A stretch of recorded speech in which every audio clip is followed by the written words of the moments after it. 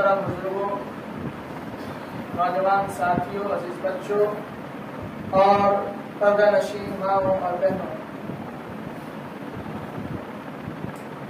اللہ سبحانہ و تعالیٰ کا شکر و احسان ہے کہ اس نے کتاب و سنت کی باتیں آپ کے سامنے موقع اور مناسبت کی لحاظ سے رکھنے کا موقع نصیب فرمایا۔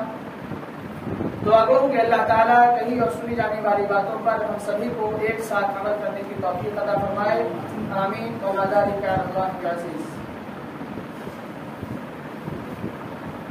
اصل موضوع پر گفتگو کرنے سے پہلے جمعہ کے دن جمعہ کی نماز کو جو لوگ آتے ہیں ان سے ایک گزارش کرنا چاہوں گا، وہ یہ کہ جب آپ لوگ مسجد آئیں تو جہاں جس کو جگہ مل جائے، جس حالت میں، وہ وہیں بیٹھ جائیں اور اپنی نماز کو، جو جمعہ کی نماز کا ثواب ہے، اسے غارت نہ کریں۔ لوگ اگلی صفوں میں بیٹھنے کے لیے خواہش مند ہوتے ہیں، ہونا بھی چاہیے، لیکن اگر آپ چاہتے ہیں کہ پہلی صفوں میں ہم بیٹھیں، اگلی صفوں میں ہم بیٹھیں، تو آپ کو پہلے آنا ہوگا۔ آپ پہلے آئیں، پہلے جگہ پائیں اور جہاں پائیں وہاں بیٹھ جائیں۔ بعد میں آتے ہیں اور بعد میں آ کر لوگوں کی گردنیں پھلانگتے ہوئے آپ آگے کو آ جاتے ہیں اور لوگوں کا جو دماغ مرکوز ہوتا ہے، لوگوں کا دماغ ایکترت ہوتا ہے، کیندرت ہوتا ہے، کسی بات کو سن رہا ہوتا ہے، آپ اس کے تسلسل کو توڑ دیتے ہیں۔ جمعہ کے خطبے کے دوران اگر گردن پھلانگتے ہوئے کوئی شخص آگے کی طرف آتا ہے تو پھر ایسے لوگوں کے سلسلے میں اللہ کے رسول صلی اللہ علیہ وسلم نے فرمایا کہ وہ لوگ اپنی نماز کو ظہر کی نماز میں تبدیل کر دیتے ہیں، یعنی جمعہ کی جو فضیلت ہے ایسے لوگوں کو حاصل نہیں ہوتی ہے، اور ظہر کی نماز پڑھنے کا ثواب ایسے لوگوں کو ملتا ہے جو عام دنوں میں ہوا کرتا ہے۔ لہذا اپنی نمازوں کی حفاظت کیجیے، اپنے اعمال کی حفاظت کیجیے اور اللہ کے رسول صلی اللہ علیہ وسلم کی احادیث کی روشنی میں اپنی زندگی کے ایک ایک حصے کو گزاریے۔ اسی میں ہمارے لیے اور آپ کے لیے اور سبوں کے لیے بھلائی کا سامان موجود ہے۔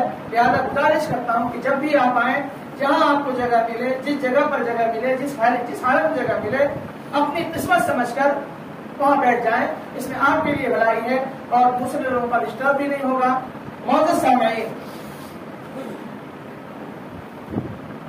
ہم مسلمان ہیں، مسلمانوں کا عقیدہ، مسلمانوں کی آستھا، مسلمانوں کا جو اعتقاد ہے وہ اس بات کے ساتھ جڑا ہوا ہے کہ ہماری زندگی میں جو بھی نفع، جو بھی نقصانات، جو بھی خسارے، جو بھی بھلائیاں، جو بھی خیر اور جو بھی مصیبتیں آتی ہیں، ان تمام چیزوں کا تعلق اللہ رب العالمین سے ہے۔ یعنی اللہ رب العالمین ہی وہ ذات ہے جو ہماری زندگی میں بھلائیوں کو لانے والا بھی ہے اور ہماری زندگی میں نقصانات بھی پیدا کرنے والا وہی ہے۔ اس کے علاوہ کوئی ایسی ہستی نہیں جس کے اندر ان تمام چیزوں کا اختیار ہو۔ خواہ وہ دنیا کے اندر بڑے سے بڑا سردار رہا ہو، بڑے سے بڑا پیر رہا ہو، بڑے سے بڑا مرشد رہا ہو، بڑے سے بڑا علامہ رہا ہو، یا بڑے سے بڑے نبی رہے ہوں، کوئی بھی رہا ہو، کسی کو بھی اللہ رب العالمین نے، حتیٰ کہ نبی کریم صلی اللہ علیہ وسلم جو تمام نبیوں کے سردار، تمام نبیوں کے امام، خاتم النبیین اور انسانیت کے سردار ہیں، انہیں بھی اللہ رب العالمین نے کسی بھی قسم کے فائدے اور نقصان کا اختیار نہیں دیا ہے۔ اللہ رب العالمین نے قرآن مجید میں فرمایا، میں نے اس فرمان کو ایک بار اور آپ کے سامنے سنایا تھا، قُلْ لَا أَمْلِكُ لِنَفْسِي نَفْعًا وَلَا ضَرًّا إِلَّا مَا شَاءَ اللَّهُ وَلَوْ كُنْتُ أَعْلَمُ الْغَيْبَ لَاسْتَكْثَرْتُ مِنَ الْخَيْرِ وَمَا مَسَّنِيَ السُّوءُ إِنْ أَنَا إِلَّا نَذِيرٌ وَبَشِيرٌ لِقَوْمٍ يُؤْمِنُونَ۔ اے نبی صلی اللہ علیہ وسلم، آپ لوگوں سے کہہ دیجیے میں خود اپنی ذات کو نفع اور نقصان پہنچانے کا مالک نہیں ہوں، میرے اندر کوئی اس بات کی استطاعت اور طاقت نہیں ہے کہ اپنی ذات کو جہاں چاہوں فائدہ مند بنا لوں، یا اپنی ذات کے لیے جس چیز کو چاہوں فائدہ مند بنا لوں، نقصان کو اپنے سے دور کر دوں، میرے اندر اس چیز کا اختیار نہیں ہے۔ وَلَوْ كُنْتُ أَعْلَمُ الْغَيْبَ لَاسْتَكْثَرْتُ مِنَ الْخَيْرِ، اگر میں غیب کو جانتا تو بہت ساری بھلائیوں کو اپنے پاس جمع کر لیتا۔ وَمَا مَسَّنِيَ السُّوءُ، اور مجھے ذرہ برابر بھی تکلیف نہیں پہنچتی۔ إِنْ أَنَا إِلَّا نَذِيرٌ وَبَشِيرٌ لِقَوْمٍ يُؤْمِنُونَ، میں صرف اور صرف ایسے لوگوں کو ڈرانے کے لیے اور ایسے لوگوں کو جنت کی نعمتوں سے باخبر کرنے کے لیے، جنت کی نعمتوں کی خوشخبری دینے کے لیے آیا ہوں جو اللہ رب العالمین پر، اللہ کے رسول پر ایمان رکھتے ہیں۔ معزز سامعین، اللہ رب العالمین نے ہمیں جو یہ تعلیم دی اور ہمیں جو یہ بتلایا، اس سے ہمیں اس بات سے باخبر ہو گئے کہ اللہ رب العالمین کے علاوہ کوئی بھی ہمیں فائدہ اور نقصان نہیں پہنچا سکتا۔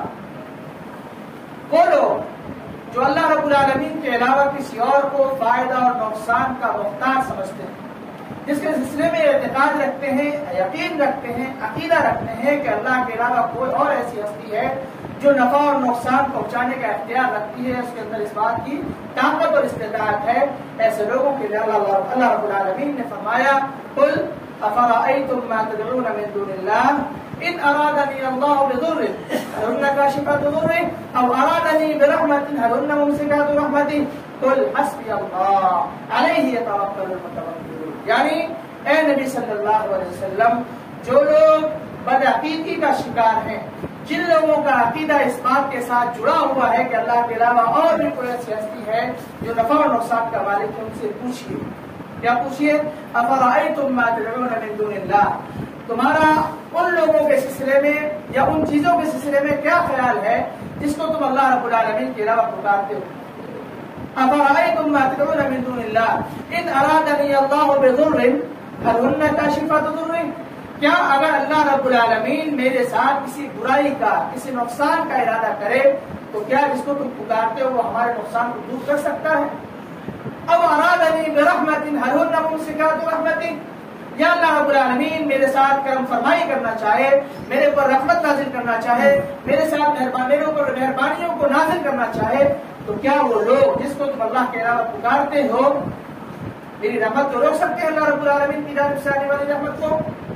اے نبی صلی اللہ علیہ وسلم کہیے حسبی اللہ، میرے لیے اللہ ہی کافی ہے، اور ہم سبوں کا یہ عقیدہ ہونا چاہیے کہ ہم سبوں کے لیے اللہ ہی کافی ہے۔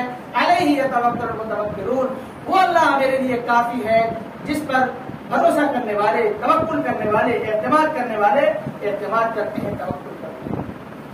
معزز سامعین کرام، یہیں تک نہیں، اللہ کے رسول صلی اللہ علیہ وسلم کو بھی اللہ رب العالمین نے خصوصیت کے ساتھ فرمایا وَلَا تَدْعُ مِن دُونِ اللَّهِ مَا لَا يَنفَعُكَ وَلَا يَضُرُّكَ۔ اے نبی کریم جناب محمد رسول اللہ صلی اللہ علیہ وسلم، آپ اللہ کے علاوہ ایسوں کو مت پکاریے جو نہ نفع کا مالک ہے اور نہ ہی نقصان کے مالک ہے، اس کے اندر نفع اور نقصان پہنچانے کی سکت اور طاقت اور ہمت اور جرأت نہیں ہے۔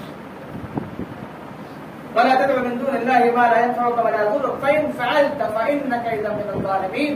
اگر اللہ رب العالمین کے علاوہ ایسے لوگوں کو آپ، اے نبی صلی اللہ علیہ وسلم، آپ نفع اور نقصان کا مالک سمجھتے ہیں، تب آپ ظالم ہو جائیں گے، ظلم کرنے والے میں سے ہو جائیں گے، اتیاچاری آپ کہلائیں گے، کرورتا آپ کے اندر آ جائے گی۔ فَإِن فَعَلْتَ فَإِنَّكَ إِذًا مِنَ الظَّالِمِينَ۔ آگے اللہ رب العالمین نے مزید وضاحت فرمائی وَإِن يَمْسَسْكَ اللَّهُ بِضُرٍّ فَلَا كَاشِفَ لَهُ إِلَّا هُوَ۔ اگر اللہ رب العالمین آپ کو مصیبت میں گرفتار کرنا چاہے تو کوئی ایسی ہستی نہیں ہے جو اس کو دور کر سکے۔ وَإِن يَمْسَسْكَ اللَّهُ بِضُرٍّ فَلَا كَاشِفَ لَهُ إِلَّا هُوَ وَإِن يُرِدْكَ بِخَيْرٍ فَلَا رَادَّ لِفَضْلِهِ۔ اور اللہ رب العالمین اگر آپ کے ساتھ بھلائی کا، اپنے فضل کا ارادہ کرے تو اللہ رب العالمین کے فضل کو کوئی روکنے والا بھی نہیں ہے، کوئی لوٹانے والا بھی نہیں ہے۔ وَإِن يُرِدْكَ بِخَيْرٍ فَلَا رَادَّ لِفَضْلِهِ يُصِيبُ بِهِ مَن يَشَاءُ مِنْ عِبَادِهِ۔ اللہ رب العالمین اپنے فضل سے جسے چاہتا ہے نواز دیتا ہے، اپنا فضل جس پر چاہتا ہے نشاور کر دیتا ہے۔ اللہ رب العالمین نے فرمایا اللہ رب العالمین کی ذات بہت زیادہ معاف کرنے والی ہے اور بہت زیادہ مہربان ہے۔ معزز سامعین کرام، میں نے عقیدے کے تعلق سے، نفع و نقصان کے تعلق سے آپ کے سامنے جو قرآن و حدیث کی یہ باتیں رکھی، اس کا مقصد یہ ہے کہ ہم جس مہینے سے گزر رہے ہیں یہ سفر کا مہینہ ہے، جو اسلامی سال کا دوسرا مہینہ کہلاتا ہے، سفر کا مہینہ۔ یہ وہ مہینہ ہے جس کے تعلق سے مسلمانوں کی جماعت میں سے کچھ لوگ اس بات کا عقیدہ رکھتے ہیں کہ اس مہینے میں کیا جانے والا کوئی بھی کام خیریت سے نہیں گزر سکتا۔ اس کے اندر جو بھی کام کیا جائے اس کام کا انجام صحیح نہیں ہوتا۔ اگر تجارت کی جائے تو تجارت برباد ہو جائے گی، کسی کام کی شروعات کی جائے وہ کام بگڑ جائے گا، کسی سے شادی بیاہ کی جائے تو گھر جنت بننے کے بجائے جہنم بن جائے گا۔ یہ عقیدہ رکھتے ہیں مسلمانوں میں سے کچھ لوگ۔ کیوں؟ اور اپنے اس عقیدے کے ذریعے اس سفر کے مہینے کو نفع اور نقصان کا مالک سمجھتے ہیں. اس مہینے میں کیا جانے والا عمل ہمارے لیے نقصان کا باعث ہے، ہمارے لیے خسارے کا باعث ہے، ہمارے لیے مضرات کا باعث ہے، اور ہمارے لیے ہر قسم کی مصیبتوں کے سامان پیدا کرنے کا باعث ہے. حاضرین کرام، اس عقیدے اور اس آستھے کا کھنڈن کرتے ہوئے اللہ کے رسول صلی اللہ علیہ وسلم نے فرمایا لا عدوى ولا طیرہ ولا ہامہ ولا سفر، یعنی کوئی ایسی بیماری نہیں جو خود بخود پھیلے، کوئی بیماری متعدی نہیں ہوتی ہے. اب لوگ کہیں گے کورونا وائرس خود بخود پھیلی، لوگوں میں عام ہو گیا، تو اللہ رب العالمین نے جس کے ساتھ اس بیماری کو لگانا چاہا اسی کے ساتھ لگایا، ہم کو کہاں لگا؟ اور بہت سارے ایسے افراد جس کو کورونا کی بیماری نہیں لگی. اگر بیماری متعدی خود بخود ہوتی تو پوری دنیا کے اندر پھیل جاتی اور ایک شخص بھی نہیں بچ سکتا تھا. لہذا اس سے پتا چلا کہ کوئی بیماری خود بخود نہیں لگتی. انفیکشن ہوتے ہیں، احتیاط کرنے چاہیے، لیکن احتیاط کرنے کے ساتھ ساتھ یہ بھی عقیدہ رکھنا چاہیے کہ ہمیں جو بیماری لگے گی وہ اللہ رب العالمین کے حکم سے لگے گی. اللہ رب العالمین کے علاوہ کوئی ایسی ہستی نہیں ہے جو مجھے بیمار کر سکے. لہذا اللہ رب العالمین کے نبی صلی اللہ علیہ وسلم نے فرما دیا لا عدوى، کوئی بیماری خود بخود نہیں پھیلتی، کوئی بیماری متعدی نہیں ہوتی. ولا طیرہ، اسی طرح بدشگونی بھی کوئی چیز نہیں ہے. بدشگونی، برا شگون لینا، اس کی بھی کوئی حیثیت نہیں ہے.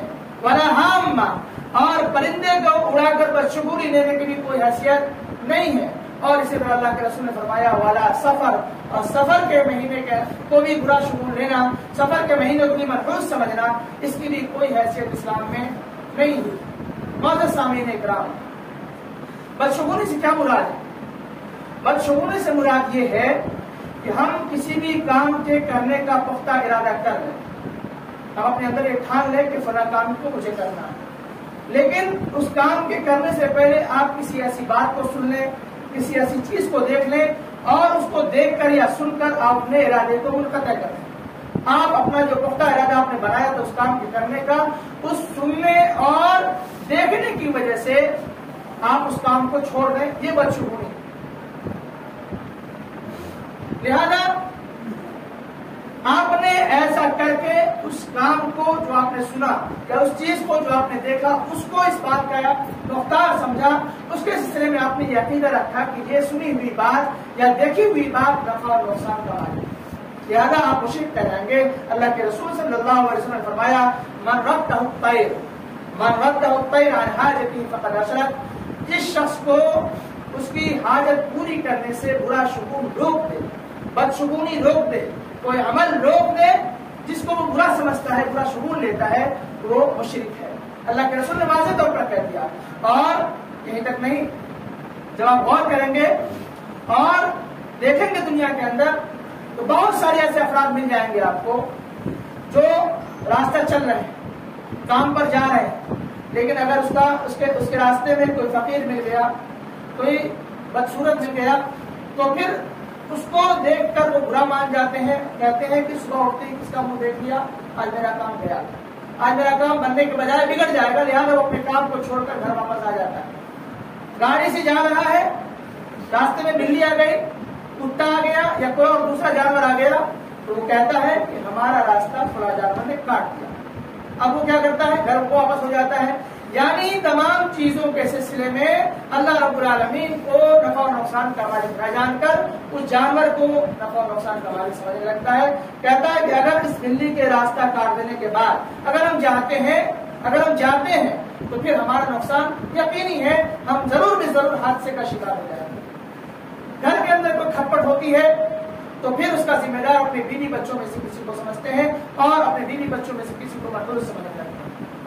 یہ معاملہ اسی قوم کا نہیں ہے. آپ جب قرآن کریم کا مطالعہ کریں گے تو آپ کو پتہ چلے گا اللہ رب العالمین نے قرآن مجید میں موسیٰ علیہ السلام کے سلسلے میں فرمایا فَإِذَا جَاءَتْهُمُ الْحَسَنَةُ قَالُوا لَنَا هَٰذِهِ. جب موسیٰ علیہ السلام کی قوم کے پاس کوئی اچھائی اللہ رب العالمین کی جانب سے نازل ہوتی تو کہتے کہ ہم تو اس کے حقدار ہیں، یہ تو ہمیں ملا ہی تھا. فَإِذَا جَاءَتْهُمُ الْحَسَنَةُ قَالُوا لَنَا هَٰذِهِ وَإِن تُصِبْهُمْ سَيِّئَةٌ يَطَّيَّرُوا بِمُوسَىٰ وَمَن مَّعَهُ. اور جب وہ کسی مصیبت کی گرفتار ہوتے، کسی مصیبت میں پڑ جاتے، کوئی پریشانی ان کے سامنے کھڑی ہو جاتی تو کہتے یہ برا شگون لیتے ہوئے کہ یہ موسیٰ اور ان کے ساتھیوں کی وجہ سے ہوا ہے. یعنی موسیٰ علیہ السلام اور ان کے ساتھیوں کے سلسلے میں برا شگون رکھنا شروع کر دیتے تھے. ابھی اللہ رب العالمین نے فرمایا الا انما طائرهم عند اللہ، خبردار ان کی جو یہ بدقسمتی ہے، ان کے ساتھ جو مصیبت آئی ہے وہ اللہ رب العالمین کی جانب سے آئی ہے. الا انما طائرهم عند اللہ ولكن اکثرهم لا يعلمون، لیکن اکثر لوگ، بہت سارے ایسے افراد ہیں جو اس چیز کو نہیں جانتے ہیں. لوگوں کی اکثریت ایسی ہے جو اس چیز کو نہیں جانتی. اللہ رب العالمین نے اکثر لوگوں کو جاہل کہا. یہاں اس نقطے سے ہمیں یہ بات بھی سمجھنی چاہیے کہ اگر کسی جماعت کو دیکھیں تھوڑے ہیں اور کسی جماعت کو دیکھیں زیادہ ہیں، تو آپ یہ دیکھ کر اس کو صحیح نہ مان لیں کہ وہ زیادہ تعداد میں. زیادہ تعداد میں ہونا اس کے صحیح ہونے کی، اس کے سطح پر ہونے کی دلیل نہیں ہے. اللہ رب العالمین نے قرآن مجید میں سارے مقامات پر فرمایا ہے کہ زیادہ تر لوگ جاہل ہیں، زیادہ تر لوگ ناسمجھ ہیں، زیادہ تر لوگ ناشکرے ہیں، زیادہ تر لوگ کافر ہیں. زیادہ تر لوگوں کا کھنڈن اللہ رب العالمین نے بہت سارے مقامات پر کیا ہے اور اس بات کو بتلایا ہے کہ آپ اکیلے رہ کر بھی حق پر ہو سکتے ہیں، آپ اکیلے رہ کر بھی صحیح راستے پر ہو سکتے ہیں، آپ اکیلے رہ کر بھی اس راستے پر ہو سکتے ہیں جو اللہ رب العالمین کے لیے یا اللہ رب العالمین کی رضامندی کو حاصل کرنے کے لیے ہو سکتی ہے. اللہ رب العالمین کے جنت کے راستوں کو ہموار کر سکتی ہے. اللہ رب العالمین کے جو جہنم کے عذاب ہے اس سے بچا سکتی ہے. آپ اکیلے چل کر دوسرا راستے اختیار کر سکتے ہیں. اسی وجہ سے آپ دیکھ سکتے ہیں کہ ہماری جماعت بہت چھوٹی جماعت ہے. اللہ رب العالمین نے فرمایا، اللہ کے رسول صلی اللہ علیہ وسلم نے فرمایا ما انا علیہ واصحابی، جو اس پر میں ہوں اور اس پر میرے صحابہ اکرام ہیں، یہی وہ جماعت ہے جو نجات پانے والی جماعت ہے. اسی کو فرقہ ناجیہ کہا گیا ہے، ایسا فرقہ یا ایسی جماعت جو نجات پانے والی جماعت ہے. لہذا اللہ رب العالمین کے اس قول سے کہ اکثرهم لا يعلمون، آپ کو یہ سمجھ لینا چاہیے کہ بہت زیادہ بھیڑ جس طرف ہے ضروری نہیں کہ وہ سارے لوگ صحیح راستے پر ہوں. بھیڑ بھی گمراہ ہو سکتی ہے اور ایک آدمی بھی رایا ہو سکتا ہے. اللہ رب العالمین کا فرمان ہمیں اس بات کا سندیش اور میسج دیتا ہے. حاضرین اکرام، جو لوگ کسی عراف کے پاس، کسی کاہن کے پاس، کسی نجومی کے پاس جا کر اس سے اپنی زندگی کے نفع و نقصان کی معلومات حاصل کرتے ہیں، اسے ہاتھ دکھا کر اور ہاتھ کی لکیروں کو دکھا کر اسے اپنی زندگی کے خیر، اپنی زندگی کے نقصانات معلوم کرتے ہیں، ایسے لوگوں کے سلسلے میں اللہ کے رسول صلی اللہ علیہ وسلم نے فرمایا من اتى عرافا او کاہنا فصدقه بما يقول فقد كفر بما انزل على محمد. کہ جو شخص کیا ہے کہا یا عرافا، کسی کاہن کے پاس، کسی نجومی کے پاس آیا اور اس نے جو بات اس کے سلسلے میں کہی اس پر وہ یقین رکھا، اعتقاد رکھا، اس کی تصدیق کی، اسے سچا مانا، فقد کفر بما انزل علی محمد، تو شخص نے اللہ کے رسول صلی اللہ علیہ وسلم پر نازل کی گئی شریعت کا انکار کیا، اس کے ساتھ کفر کیا. کیونکہ اللہ کے رسول صلی اللہ علیہ وسلم کا معاملہ اس کے برعکس ہے. اللہ کے رسول صلی اللہ علیہ وسلم نے یہ کہہ دیا کہ آپ نفع و نقصان کا مالک اللہ کو سمجھے. اس نجومی کو، اس کاہن کو اور اس جو آپ جس کو نجومی اور جوتشی، آج کل ہندی کے زمانے میں جوتشی ایسے لوگوں کو کہا جاتا ہے، ایسے لوگوں کے پاس آ کر اپنی معلومات حاصل کرتے ہیں، اپنی زندگی کے بارے میں جانتے ہیں، اپنی زندگی کی اچھائی اور برائی کو جانتے ہیں. ایسے لوگ کچھ بھی آپ کو فائدہ اور نقصان نہیں پہنچا سکتے.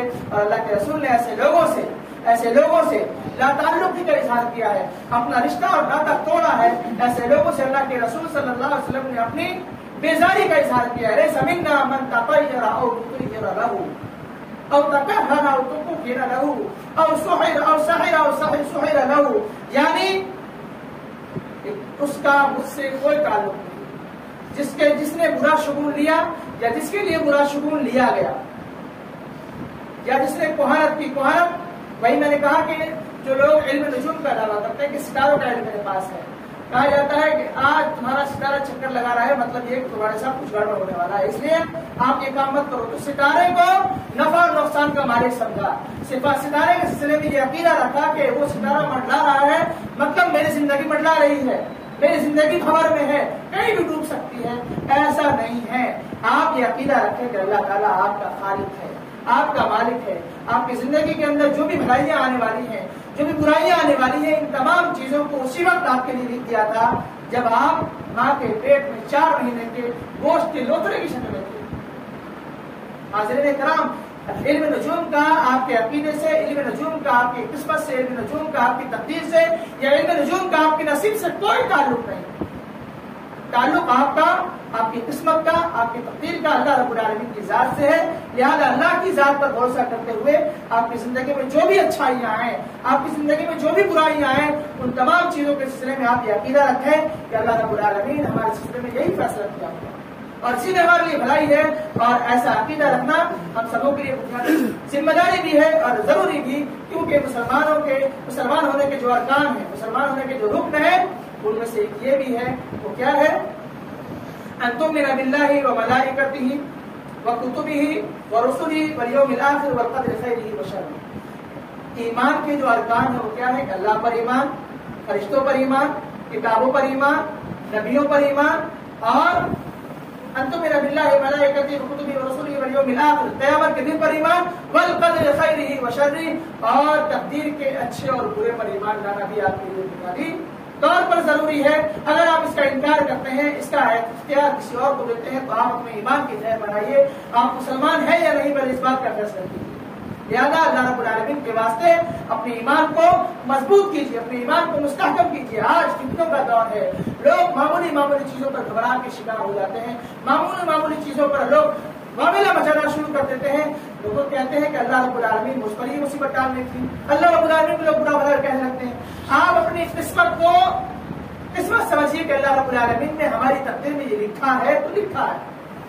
اللہ رب العالمین کے فیصلے میں جب آپ کا یقین کامل ہوگا تو پھر آپ گھبرائیں گے نہیں. اور یہ دنیا چھوٹی سی چیز ہے، دنیا معمولی چیز ہے، آج ہے کل نہیں ہے. کون آج ہے کون کل نہیں ہے کسی کو پتا نہیں. اس لیے آپ کی زندگی کو معمولی سمجھیں. یہ چیزیں کب ہوتی ہیں؟ جب ہم زندگی کو بہت اہمیت دینے لگتے ہیں، دنیاوی زندگی کو بہت زیادہ اہمیت دینے لگتے ہیں، اپنے مال و متا کو بہت زیادہ اہمیت دینے لگتے ہیں، اپنے گھر بار کو، اپنی بلڈنگوں کو بہت زیادہ اہمیت دینے لگتے ہیں. تب ہمارے ساتھ یہ پریشانیاں کھڑی ہوتی ہیں، تب ہم واویلا مچانا شروع کرتے ہیں. آپ اس دنیا کی زندگی کو حقیر سمجھیں. اللہ کے رسول صلی اللہ علیہ وسلم نے غالباً فرمایا ہے کہ اگر اس دنیا کی حقیقت مچھر کے پر کے برابر نہیں ہوتی تو کافر کو ایک گھونٹ پانی تک نصیب نہیں ہوتا. کیوں؟ کیونکہ کافر تو ہمیشہ کافر ہے، اللہ رب العالمین کا انکار کرنے والے ہیں. تو اللہ رب العالمین کا جب ایسے لوگوں سے کوئی واسطہ نہیں تو اللہ رب العالمین کیوں انہیں کھلائے گا پلائے گا؟ لہٰذا اس دنیا کی کوئی حقیقت نہیں ہے. اس دنیا کی حقیقت ایک آندھی میں ختم ہو جانے والی ہے. اس دنیا کی حقیقت ایک آواز میں ختم ہو جانے والی ہے. اس دنیا کی حقیقت ایک طوفان میں ختم ہو جانے والی ہے. آپ پاکستان کی صورتحال کے دنوں دیکھیں، اللہ رب العالمین نے کس قدر لوگوں کو مصیبت میں گرفتار کیا. آپ محاسبہ کریں اپنے آپ کا کہ یہ چیزیں کیوں آتی ہیں. یہ چیزیں ہمیں اس بات کا احساس دلانے آتی ہے کہ آپ جو دولت اور بلڈنگ، گاڑی، سمپتی، تجارت اور بہت ساری چیزوں کو حاصل کرنے کے بعد جو آپ غرور کے شکار ہو گئے ہیں، تکبر کے شکار ہو گئے ہیں، اللہ تعالیٰ آپ کو آپ کی اوقات سکھانا چاہتا ہے. اللہ تعالیٰ آپ کو آپ کی اوقات دکھلانا چاہتا ہے کہ آپ کی حیثیت کیا ہے. لوگوں نے دیکھا جب پانی کا بہاو آیا، پانی کا جب سیلاب آیا تو بڑی بڑی بلڈنگوں کو نیست و نابود کر دیا، لوگوں کو بتلا دیا کہ تمہاری حقیقت کچھ بھی نہیں ہے. اور ایسا کر کے اللہ رب العالمین ہمارے دلوں میں اس بات کا احساس پیدا کرنا چاہتا ہے، ہمارے دلوں میں اس بات کو یقین کے ساتھ بٹھانا چاہتا ہے کہ ہم سبوں کا پلٹنا اللہ رب العالمین. اسی لیے مومنوں کا شیوا ہے کہ جب وہ کوئی مصیبت دیکھتا ہے تو کہتا ہے انا للہ و انا الیہ راجعون، کہ ہم بھی اللہ رب العالمین کے لیے ہے اور ہمارے ساتھ جو بھی چیزیں ہماری ملکیت میں ہیں وہ تمام چیزیں اللہ کی طرف پلٹ کر جانا ہے. لہٰذا یہ تمام ساری چیزیں ہمارے عقیدے میں ہوگی، ہماری آستھا میں ہوگی تو ہم کسی کے سلسلے میں بدشگونی کے بھی شکار نہیں ہوں گے، کسی کو منحوس بھی نہیں سمجھیں گے. جو لوگ شاید 13 تاریخ کو، مہینے کی 13 تاریخ کو منحوس سمجھتے ہیں، 13 تاریخ کو منحوس سمجھتے ہیں، یعنی اس 13 تاریخ کے سلسلے میں عقیدہ رکھتے ہیں کہ یہ دن جو ہے نقصان کا دن ہے، لہٰذا اس دن میں کوئی کام نہیں کرنا. لہٰذا مسلمان ہونے کے ناطے ان سب چیزوں کا کھنڈن کیجیے، ان سب چیزوں کو ختم کیجیے اور اپنے ایمان کو، اپنے یقین کو، اپنے آستھا کو مکمل کیجیے اللہ رب العالمین کے ساتھ، اللہ کے فرمان کے ساتھ، اللہ کے رسول کی تابعداری میں. تبھی ہم سبوں کی کامیابی اور کامرانی اور ہم سبوں کے لیے فلاح و بہبود ممکن ہو سکے گا. ہم سبھی اللہ رب العالمین کے لیے جی سکیں گے اور اللہ رب العالمین کے لیے مر سکیں گے. اللہ رب العالمین کی جانب سے کی جانے والے فیصلے پر ہم یقین رکھ سکیں گے. اللہ تعالیٰ کہنے سننے سے زیادہ عمل کی توفیق عطا فرمائے. جب تک دنیا میں زندہ رکھے، اسلام پر زندہ رکھے، جب ہمارا خاتمہ بالخیر ہو. اقول قولی ھذا استغفر اللہ لی ولکم ولسائر المسلمین فاستغفروہ انہ هو الغفور الرحیم.